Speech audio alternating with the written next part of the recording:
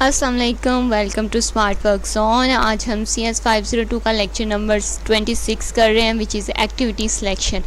Activity selection क्या है? हमने पिछले लेक्चर में देखा था कि हमारे पास उन्होंने कहा था कि कुछ हमें लेक्चर्स दे दिए गए हैं कि हमें बता दिया है कि एक यूनिवर्सिटी या कॉलेज है और उसमें इतने सारे लेक्चर्स होने हैं, इस टाइम से लेके इस टाइम तक एक होगा, इससे इस तक दूसरा होगा।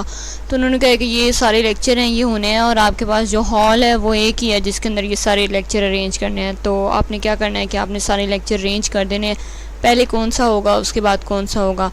तो अब आप इसके लिए क्या करेंगे? सबसे पहले तो हम एस समझ लेते हैं। एस हमारे पास सेट ऑफ एक्टिविटीज़ हैं और एक्टिविटीज़ आपके पास लेक्चर्स हैं। तो ये उसने कहा है कि आपके पास एस सेट ऑफ एक्टिविटीज़ हैं और A1 आपने पहले लेक्चर को कह दिया आपकी पहली एक्टिविटी, A2 आपने दूसरे लेक्चर को कह दिया ये दूसरी एक्टिविटी। तो इस तरह ये आपके पास चीज़ है। तो आपने कुछ रिसोर्सेज का यूज़ करते हुए आपने इनका शेड्यूल बनाना है। तो यहाँ वो कह रहा है कि we say that two activities AI and AJ are non interfering if their start finish interval do not overlap. कहता है कि अगर कोई सी हम दो एक्टिविटीज़ उठा लें और उनका स्टार्ट और फिनिश अगर ओवरलैप नहीं कर रहा तो इसका मतलब है कि वो दोनों शेड्यूल की जा सकती हैं। मसलन कैसे? हम कहते हैं हमारे पास दो एक्टिविटीज़ हैं, एक AI है और एक AJ है। तो AI जो है, AI वाला जो लेक्चर है वो सुबह 8 बजे शुरू होगा और 10 बजे ख़त्म हो जाएगा और AJ का जो लेक्चर है वो सुबह 10 बजे शुरू होगा और 12 बजे ख़त्म हो जाएगा। तो आप अगर गौर करें तो उन्होंने क्या कहा था हमें कि हमारा जो स्टार्ट फिनिश इंटरवल है वो ओवरलैप ना हो। तो अब देखें कि इसका फिनिश और इसका स्टार्ट वाला जो है टाइम वो ओवरलैप नहीं हो रहा है। ये अगर 10 बजे ख़त्म हो रहा है तो ये 10 बजे शुरू हो रहा है, मतलब ये दोनों शेड्यूल किए जा सकते हैं। अगर ये ओवरलैप ना हो तो इन्हें हम शेड्यूल कर सकते हैं। यही बात वो इस वाले लाइन में आपको बता रहा है। उसके बाद वो कहता है कि इसमें हमने करना क्या है, इसमें हमारी ग्रीडीनेस क्या है। हम ग्रीडी एल्गोरिथम पढ़ रहे थे। तो ग्रीडीनेस ये है कि हमने कोशिश करनी है कि हम ज़्यादा से ज़्यादा जो लेक्चर्स हैं, ज़्यादा से ज़्यादा एक्टिविटीज़ अरेंज कर सकें।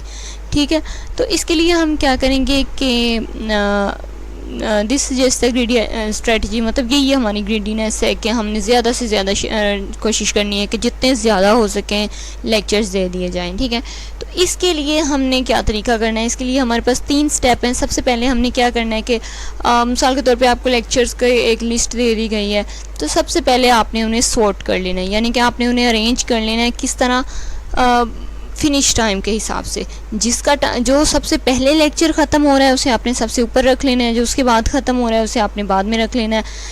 आपने स्टार्टिंग टाइम को नहीं देखना, एंडिंग टाइम को देखना है। तो और फिनिश टाइम के हिसाब से आपने उन्हें सॉर्ट कर लेना है। इसके लिए यही देखें, मैंने आपके पास एक एग्जांपल लिखी हुई है।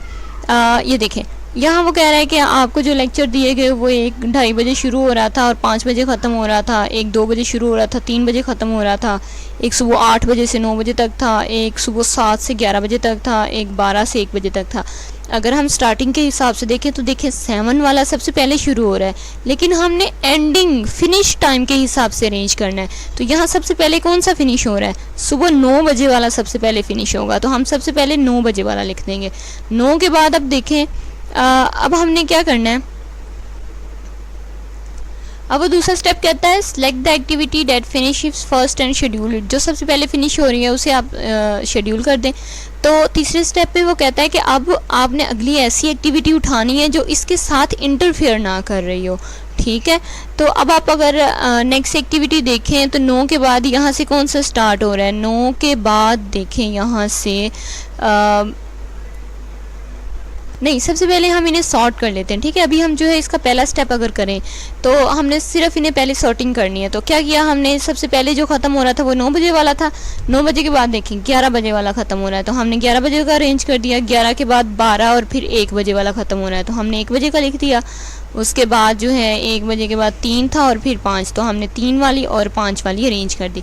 तो ये हमें जो थे उन्होंने लेक्चर्स या उन्होंने हमें प्रोवाइड किया था मटीरियल और हमने उन्हें सॉर्ट करके पहला स्टेप कवर कर लिया। अब हमने दूसरा स्टेप क्या करना है? Select the activity that finish first and schedule it.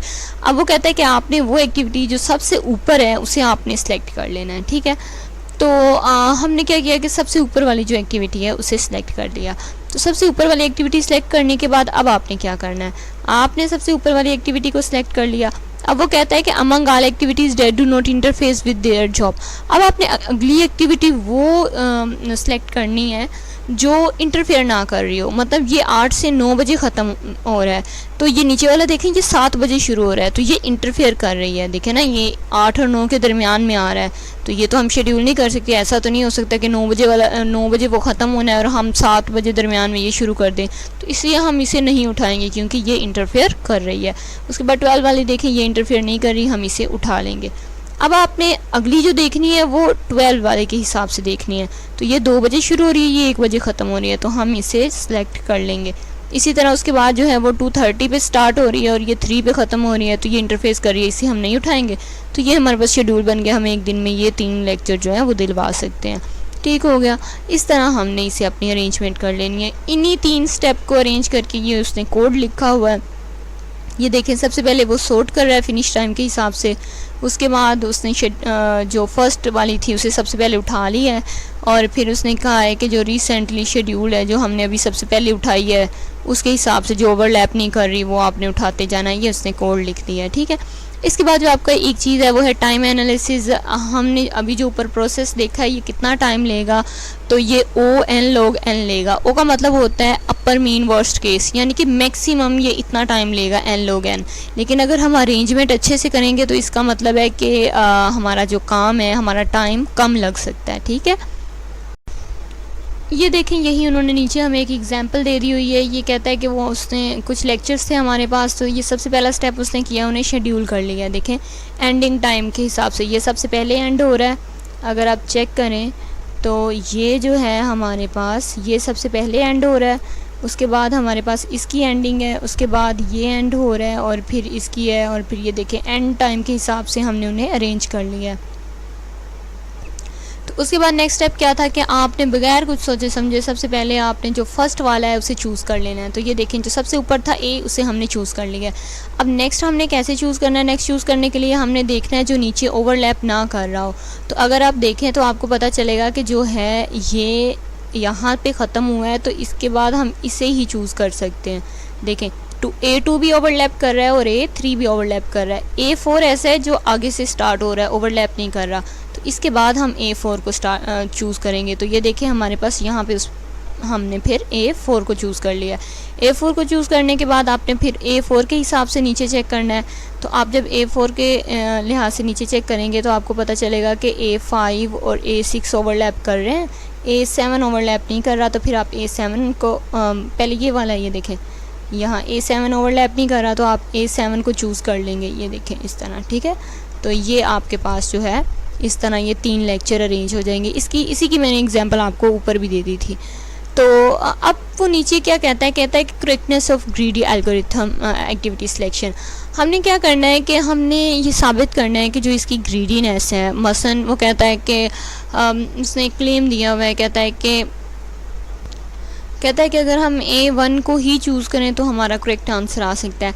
हमने इस तरह पीछे भी प्रूव किए थे, आपको याद होगा। हम वहाँ देखते ये साबित करते थे कि नहीं जी, जो हम ये कह रहा है ये सही है और बाकी गलत है। लेकिन इसमें थोड़ा सा डिफरेंस है, ये है कि अगर हम इसे अपने तरीके से भी सॉल्व करते हैं ना, तब भी इसका आंसर ठीक आ जाता है।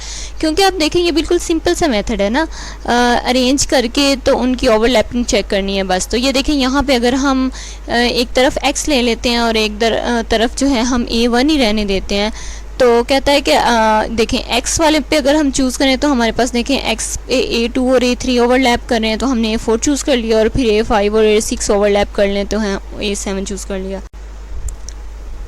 तो वो कहता है कि इस एल्गोरिथम में आप चाहे इस एल्गोरिथम के साथ करें या किसी और तरीके से, तो दोनों का आंसर तकरीबन सेम ही आता है। बल्कि बाज़ दफ़ा ऐसे होता है कि जो आपने खुद अप्लाई किया होता है उसमें आपका टाइम जो है कम लगता है। तो यही बस हमने प्रूव करना है। ये देखिए वो कहता है clearly A and A not, A जो है वो उनका आंसर है एल्गोरिथम लगाने के बाद, और A नॉट जो है वो हमने अपने से अप्लाई किया।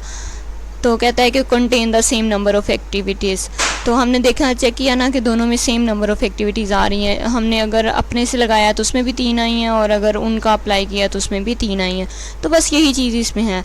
अब ये तो हमने साबित कर लिया कि अगर हम अपने से करेंगे तो भी सेम आता है, और अगर हम यानी कि एल्गोरिथम लगाएंगे तब भी सेम आता है।